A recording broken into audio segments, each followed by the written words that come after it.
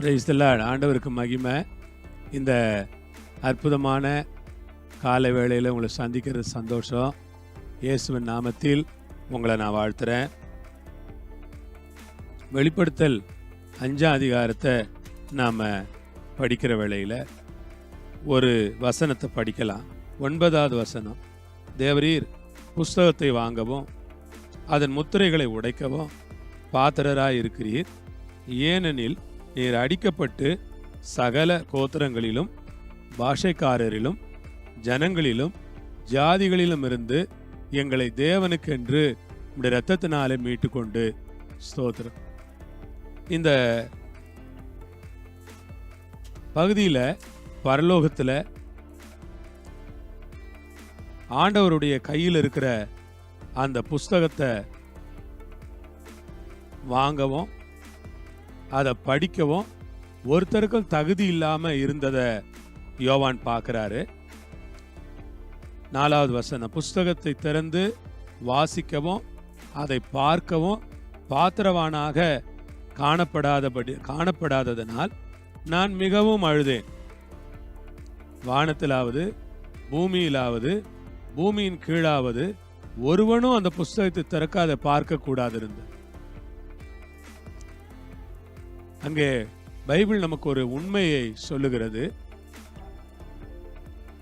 கடவுளுடைய கையில, பரமபிதாவினுடைய கையில் இருக்கிற அந்த புஸ்தகத்தை வாங்க, அதை பார்க்க, அதை திறக்க, அதை படிக்க ஒருவருமே தகுதியற்றவர்களாய் வானத்தில, பூமியில, பூமியின் கீழே யாருமே தகுதியற்றவர்களாய் இருந்தார்கள். அப்பொழுதுதான் ஆட்டுக்குட்டியானவர், இயேசு கிறிஸ்துவ தான் நம்ம ஆட்டுக்குட்டியானவர்னு அழைக்கிறோம். ஆட்டுக்குட்டியானவர் வந்து அந்த புஸ்தகத்தை வாங்கினார். சகோதர சகோதரிகளே, ஆட்டுக்குட்டியானவர் ஒருவரே அந்த புஸ்தகத்தை வாங்குவதற்கு தகுதி உள்ளவராய் இருக்கிறார் என்பதை உங்களுக்கு சொல்லுகிறதுல நான் ரொம்ப மகிழ்ச்சி அடைகிறேன். நாம் ஆராதிக்கிற அந்த தேவன், அந்த புஸ்தகம் நிறைய விஷயங்களை குறிக்கிறது. அந்த புஸ்தகம் வரப்போகிற நாட்களை குறிக்கிறது. அந்த புஸ்தகம் அந்த உலகத்தின் மேல் வரப்போகிற அழிவுகள் அதில் எழுதியிருப்பதாக வேதம் சொல்லுகிறது. பல காரியங்களை அந்த புஸ்தகம் நமக்கு கற்றுக் கொடுத்தாலும் அந்த புஸ்தகத்தை வாங்குவதற்கு ஒருவரும் தகுதி இல்லாதவராய் இருந்தபோது இயேசு கிறிஸ்து ஒருவரே அதை வாங்குவதற்கு தகுதி உள்ளவராய் இருந்தார். அருமையானவர்களே, இயேசு கிறிஸ்து ஒருவரே பாத்திரர். அவர் ஒருவரே உலகத்தில் தகுதி உள்ளவர்.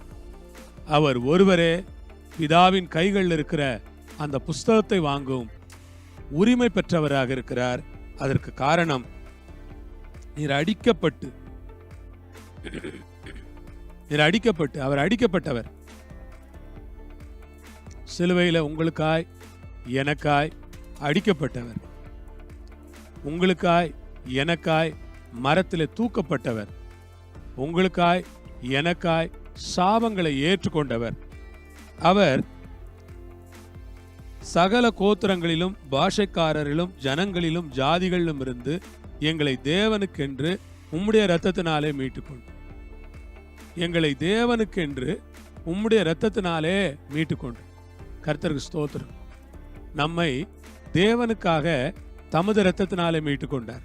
ஆம் சகோதர சகோதரிகளே, இன்றைக்கு நாம் தேவனுக்காக வாழ்கிறோம். எப்படி என்றால், அவருடைய இரத்தத்தினால் நம்மை மீட்டதினால் நாம் தேவனுக்காக வாழ்கிறோம். இல்லை என்றால் நாம் எங்கே தேவனுக்காக வாழப்போறோம்? நமக்கு என்ன தெரியும்?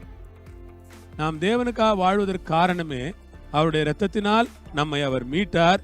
அதற்காக இந்த நேரத்தில் வேளையில் நான் அவரை ஸ்தோத்திரிக்கிறேன். ஆண்டவருக்கு மகிமை உண்டாவதாக. கர்த்தருக்கு முன்பாக ராஜாக்களாய் ஆசாரியர்களாய் மாற்றி நாங்கள் பூமியில் அரசாள்வோம் என்று புதிய பாட்டை அவர்கள் பாடினார்கள். கர்த்தருக்காக தேவனுக்கு முன்பாக ராஜாக்களாய் ஆசாரியர்களாய் மாற்றினார். அதற்காய் நன்றி. பூமியிலே நாங்கள் அரசாளுவோம் என்று புதிய பாட்டு ஒன்றை பாடினார்கள். சகோதர சகோதரிகளே, இப்படிப்பட்ட தேவனை நீங்கள் சேவிப்பது உங்கள் பாக்கியம். இயேசு உங்கள் இரட்சகராய் இருப்பாரானால் நீங்கள் ஆசீர்வதிக்கப்பட்டவர்கள். உங்கள் வாழ்க்கையில் அதைவிட மேலான பாக்கியம் ஒன்றுமில்லை. அதற்காய் நன்றி சொல்லுவோமா? பரலோக பிதாவே, உமக்கு ஸ்தோத்திரம். உலக தோற்றம் முதல் எங்களுக்காய் அடிக்கப்பட்ட வண்ணமாயிருக்கிற அந்த ஆட்டுக்குட்டியானவரை எங்கள் வாழ்க்கையிலே நாங்கள் இரட்சகராய் ஏற்றுக்கொள்ள எங்களுக்கு கிருபை கொடுத்தீரே. எங்களை உம்முடைய பிள்ளைகளாய், ராஜாக்களாய், ஆசாரியர்களாய் மாற்றினீரே. அதற்காக ஸ்தோத்திரம். உம்முடைய கருத்தில் எங்களை கொடுக்கிறோம். நன்றி உள்ள இருதயத்தோடு ஸ்தோத்திரிக்கிறோம்.